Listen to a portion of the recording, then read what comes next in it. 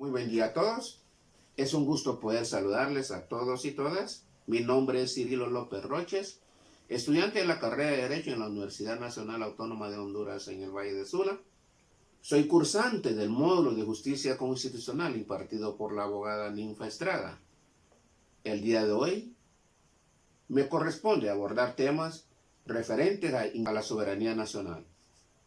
La soberanía nacional, pero nos haremos una interrogante respecto a lo que es soberanía nacional. ¿Qué es? La soberanía nacional es un concepto que le da todo el poder de la nación a los ciudadanos. Estos dejan constancia en la Constitución de la República, que le ceden el poder al Estado. Al tomar el cuerpo civil como un cuerpo político organizado, con vida propia, necesidades comunes, se acuña en el término soberanía nacional en la Revolución Francesa desde 1789, desgajando el individuo de la capacidad individual de decisión y portándolo al cuerpo nacional. La formulación que se acuñó en el artículo 399 de la Declaración de los Derechos del Hombre y del Ciudadano determinó que toda soberanía reside esencialmente en la nación. Así, la soberanía nacional se concebirá como una sola, indivisible e inalienable, como no puede confundirse con los individuos que la conforman. ¿Qué comprende la soberanía nacional? El artículo 2 de la Constitución de nuestra República nos dice claramente que la soberanía corresponde al pueblo, del cual emanan todos los poderes del Estado, que se ejercen por representación. La suplantación de la soberanía popular y la usurpación de los poderes constituidos se tipifican como delitos de traición a la patria. La responsabilidad en estos casos es imprescriptible y podrá ser deducida de oficio o a petición de cualquier ciudadano. En nuestra Honduras, ¿cómo es la realidad de la soberanía nacional? Todos los hondureños reconocemos que Honduras es un Estado de Derecho. Es un Estado de Derecho soberano, constituido como república libre, democrática e independiente para asegurar a sus habitantes el goce de la justicia, la libertad, la cultura y el bienestar económico y social. O sea que la soberanía está para que el individuo se desarrolle como tal. ¿Cómo se puede mejorar esta soberanía en Honduras?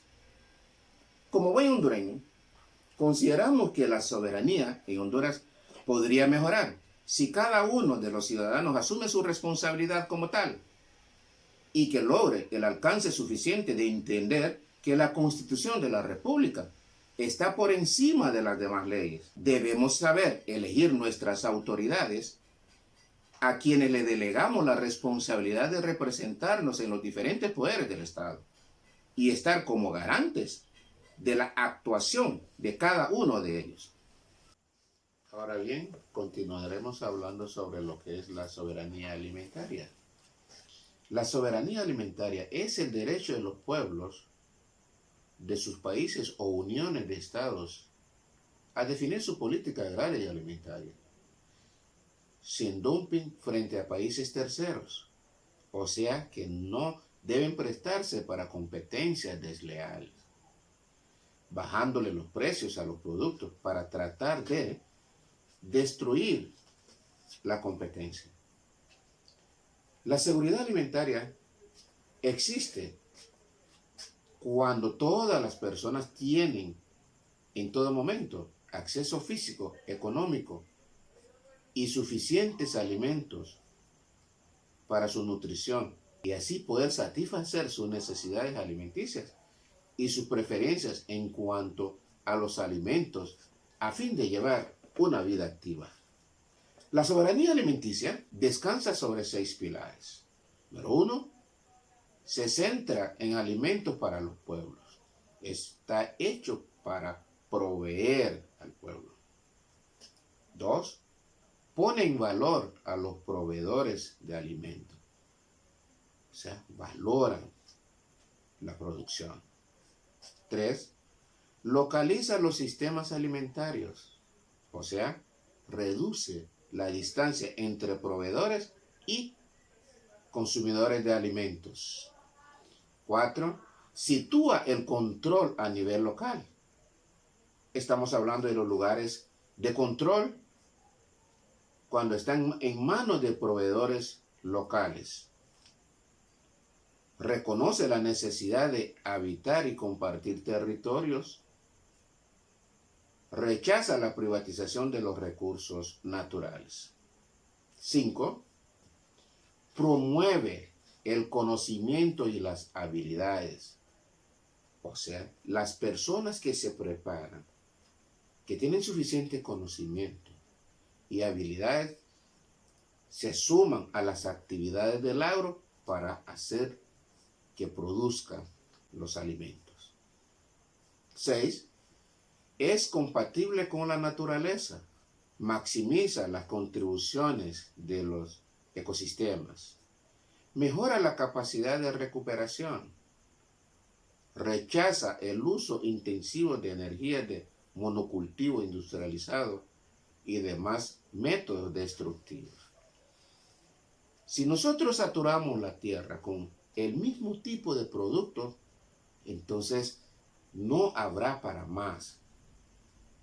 O sea, el cultivo debe ser de diferente tipo. Sin el derecho a la alimentación no puede asegurarse ni la vida, ni la dignidad humana, ni el disfrute de otros derechos humanos.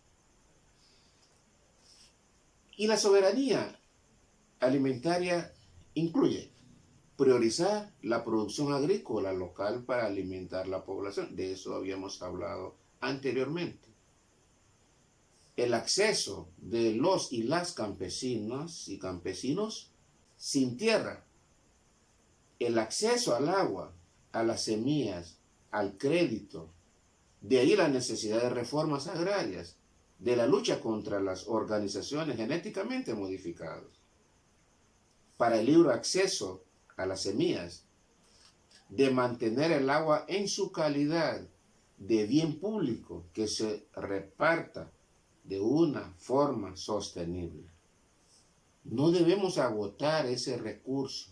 La mayoría de los ríos los tenemos contaminados y tenemos que cuidar ese bien.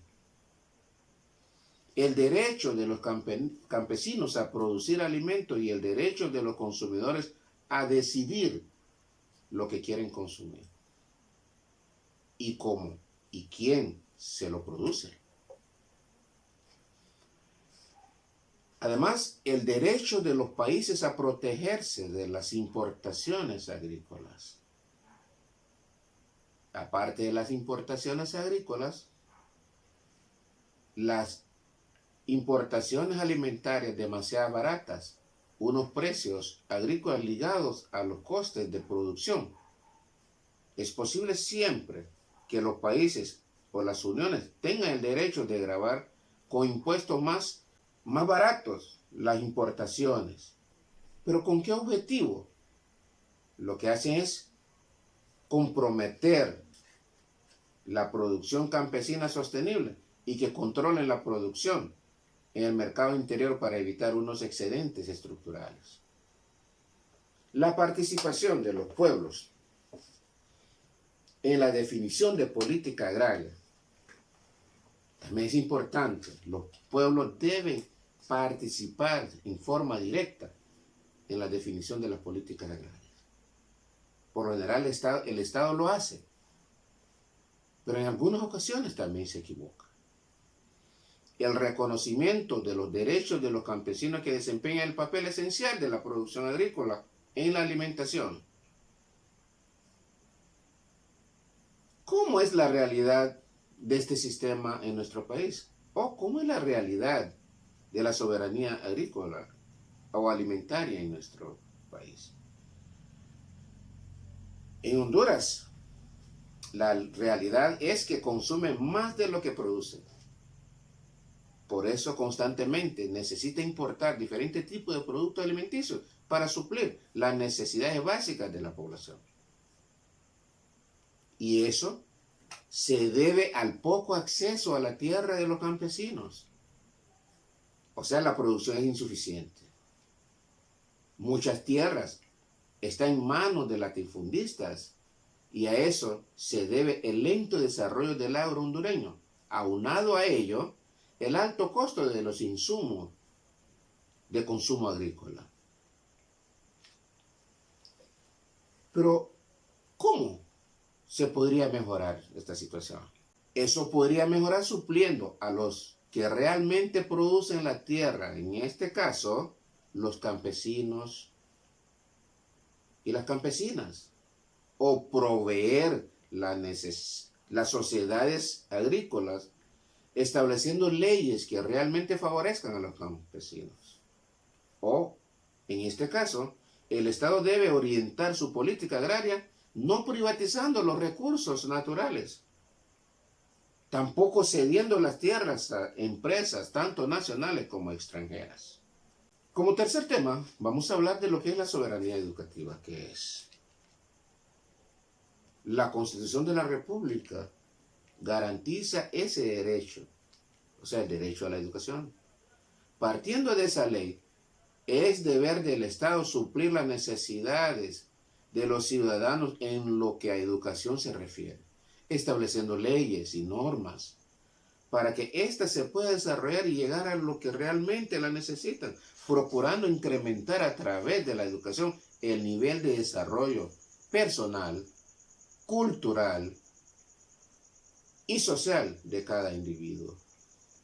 El sistema educativo de Honduras es una función esencial del Estado para la conservación, el fomento, difusión de la cultura, la cual deberá proyectar sus beneficios a la sociedad sin discriminación de ninguna naturaleza. La educación nacional será laica y se fundamentará en los principios esenciales de la democracia, inculcará y fomentará en los educandos profundos sentimientos hondureñistas y deberá inculcarse o vincularse directamente con el proceso de desarrollo económico y social del país. Realmente es un derecho que es reconocido en la Constitución que tenemos en vigencia actualmente, que es la Constitución de 1982. ¿Cómo es la realidad entonces de la educación en nuestro país? Hasta este momento vemos que las desigualdades sociales se traducen en desigualdades educativas, en el acceso y desempeño que se acentúan en la educación prebásica, que se inicia en los primeros 5 años, en el tercer ciclo educativo básico, que anda aproximadamente de entre 12 y 14 años, y la educación media, que es de 15, 17, muchas veces 18 y más. Hay que tener en cuenta que Honduras presenta la mayor proporción de población en condiciones de pobreza en Centroamérica. Así que la permanencia de los estudiantes en el sistema educativo está fuertemente asociado al nivel sociocultural familiar y condicionada por el área geográfica urbana versus el rural. Con eso, o eso nos indica que las personas que están en el área rural tienen muy pocas posibilidades de avanzar en su preparación académica, porque la mayoría de las personas se trasladan a las grandes urbes, a las grandes ciudades para elevar o superar su nivel educativo y mejorarlo, por cierto, para un futuro mejor. ¿Cómo podría mejorar entonces la educación en Honduras? Sostenemos eso, de que la educación se puede mejorar dotando de lo esencial a los diferentes niveles, tanto en tecnología como en lo personal, con la capacitación permanente de todos los encargados de regir la educación a nivel nacional. Estamos hablando de todo, que engloba todo, desde el nivel superior hasta el nivel más pequeño en lo que a educación se refiere. Muchas gracias y que Dios les bendiga.